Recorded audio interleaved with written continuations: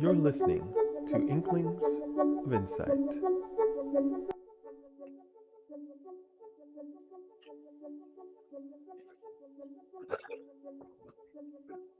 Hi. So I've got another book summary for you. It's called Finding Your Element by Ken Robinson.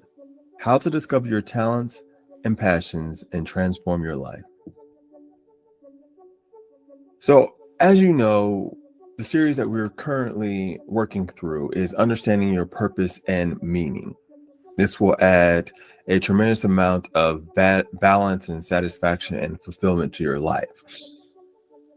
But one of the best ways for you to find your purpose and meaning is to expose yourself to new opportunities, new environments, and new experiences.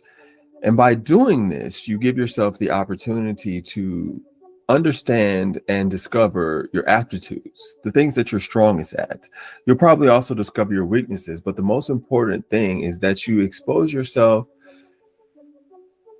to different environments and create as many opportunities for you to be able to find yourself.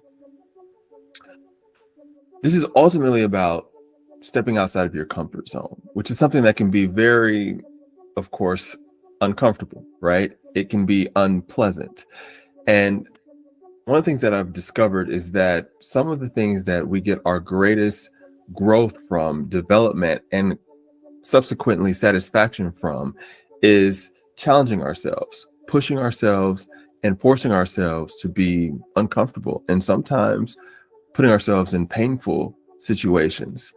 So that's one of the first things that jumped out to me looking at this particular Blinkist summary. And I think it's very valuable. The second thing that I thought was very interesting is this book's discussion of institutional education. And one of the things that caught my attention was the summary said, don't assume you are bad at something because you performed poorly in that subject in school. And this really struck a nerve with me because I've personally experienced not thinking I was particularly good at a particular area because I struggled with it in school. And then later finding out that it's something that I really loved and I had a passion for. I actually have a very strong passion for education and um, education research. As I've said before, I'm a data scientist, so I love research. And one of the areas that I wanted to look into was the key factors in driving academic success. And you'll look at this kind of bibliography or this kind of collection of sources. And one of the main findings is that motivation, in large part, is driven by whether or not you have a positive attitude towards the particular subject of interest. A lot of times this corresponds to something called intrinsic motivation, which is related to the fact that you are genuinely interested or motivated to participate in a particular activity. And this, of course, inspires you to be more engaged, and it strengthens your ability to really perform effectively or at a high level at any particular task. A task in particular that you are motivated or intrinsically motivated to participate in. So there are a few other areas that might contribute to your negative attitude towards a particular subject. For example, you could have a teacher or an instructor that wasn't necessarily as strong or as effective at helping you understand the material. Another area could be that you were maybe at a school that wasn't funded very well and the curriculum wasn't as strong. Or maybe your parent wasn't as strong or adept at that particular subject and you didn't get enough support from them.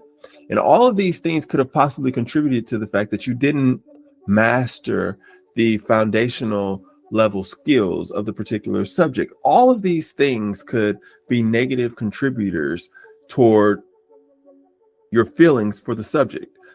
So all of this to say, important that you don't assume that you're bad at something because you perform poorly in that subject in school. And I just want to encourage you to think about an area that you might be interested in.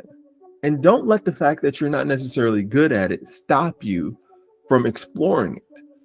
It could be your passion. It could be something that is a life-changing opportunity, and it could be something that you're not able to enjoy or get the most fulfillment out of just because some things didn't necessarily go right in the past.